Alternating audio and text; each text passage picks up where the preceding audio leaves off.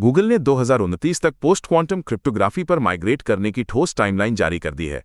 Quantum computing की तेज प्रगति मौजूदा encryption और डिजिटल सिग्नेचर के लिए बड़ा खतरा बनती जा रही है। बिटकॉइन और एथेरियम जैसे क्रिप्टो नेटवर्क को विकेंद्रीकृत तरीके से सुरक्षा अपग्रेड की चुनौती का सामना करना पड़ेगा, बल्कि गूगल अपनी सुरक्षा खुद तय कर सकता है। सर्कल ने बिना स्पष्ट कारण के 16 क्रिप्टो वॉलेट्स फ्रीज कर दिए, जिससे क्रिप्टो समुदाय में हलचल मच गई। ऑनचेन रिसर्चर जचएक्सबीटी के अनुसार वॉलेट्स ऑपरेशनल बिजनेस से जुड़े थे और फ्रीजिंग का कोई ठोस आधार नहीं था। विशेषज्ञों का कहना है कि इस तरह की केंद्रीकृत स्टेबल कॉइन फ्रीजिंग क्रिप्टो की मूल स्वतंत्रता और विकेंद्रीकरण के सिद्धांतों को चुनौती देती है। अमेरिका की विज्ञान और तकनीक नीति में बड़ा मोड़ आने वाला है। अब ब्लॉकचेन और क्रिप्टो के दिग्गज सीधे व्हाइट हाउस की सलाहकार परिषद में हैं। राष्ट्रपति ट्रंप ने कॉइनबेस के सह संस्थापक फ्रेड एयरसाम और कई प्रमुख टेक नेताओं को PCAST में नियुक्त किया है।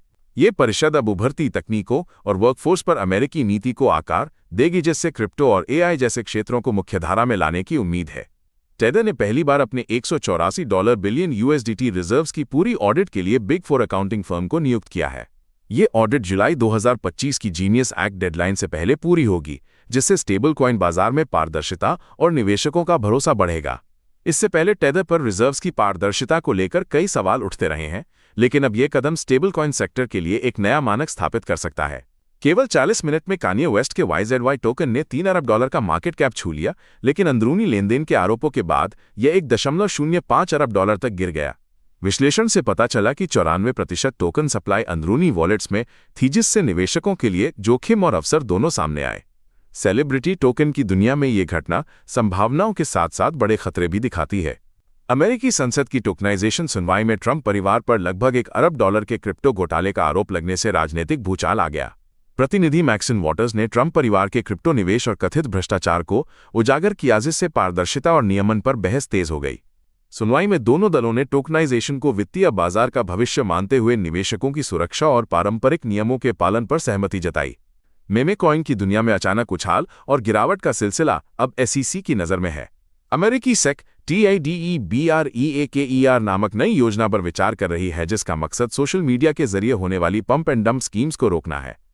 अगर ये लागू होती है तो खुदरा निवेशकों को बेहतर सुरक्षा मिलेगी और बाजार में पारदर्शिता बढ़ेगी। सर्कल और टेदर ने अचानक ईरानी एक्सचेंज वॉलेक्स के वॉलेट को ब्लॉक कर दिया, जिससे लगभग $2.49 मिलियन के USDT और $1.17 लाख के USDC फ्रीज हो गए। ये कदम ZachXBT की ऑन-चेन जांच के बाद उठाया गया, जिससे दिखता है कि जियोपॉलिटिकल तनाव में स्टेबल कॉइन पर रेगुलेशन और तेज हो गया है। अब ईरान में क्रिप्टो ट्रांसफर और एक्सचेंज संचालन पर बड़ा असर पड़ा है, खासकर इंटरनेट ब्लैकआउट और आर्थिक संकट के बीच। क्या स्टेप ऐप की नई डील से बच्चों को क्रिप्टो तक आसान पहुंच मिल रही है? अमेरिकी सीनेटर एलिजाबेथ वॉरेन ने बीस्ट इंडस्ट्रीज द्वारा स्टेप फिनटेक के अधिग्रहण पर चिंता जताई है, खासकर नाबालिगों के लिए क्रिप्टो निवेश और बैंकिंग साझेदारी को लेकर। उन्होंने पारदर्शिता और जोखिम प्रबंधन की मांग की है, जिससे युवा यूजर्स के लिए क्रिप्टो सेवाओं पर नियामकीय दबाव और बढ़ गया है। सोने की कीमतों में 100 साल की सबसे लंबी गिरावट के बीच बिटकॉइन ने प्रदर्शन में नया रिकॉर्ड बनाया। सोना अपने जनवरी के उच्चतम स्तर से 27% गिरकर $4.090 पर आ गया, जबकि बिटकॉइन $70,000 से ऊपर बना हुआ है और BTC गोल्ड अनुपात 30% बढ़ा है। मिडिल ईस्ट संघर्ष के बाद से बिटकॉइन ETF में $2.50 बिलियन की इनफ्लो दर्ज हुई है, वहीं गोल्ड ETF से भारी आउटफ्लो देखा गया है। 7 साल बाद आयरलैंड की क्रिमिनल एसेट्स ब्यूरो ने 500 BTC वॉलेट को डिक्रिप्ट कर $3.2 करोड़ के बिटकॉइन जब्त किए। ये पहली बार है जब सरकार ने इतने बड़े क्रिप्टो फंड को सफलतापूर्वक रिकवर किया है। यूरोपोल की मदद से अब बाकी 11 वॉलेट्स को भी खोलने की उम्मीद है, जिससे कुल जब्ती $378 मिलियन तक पहुंच सकती है। बिटकॉइन के लिए एक नया मोड़ आया है।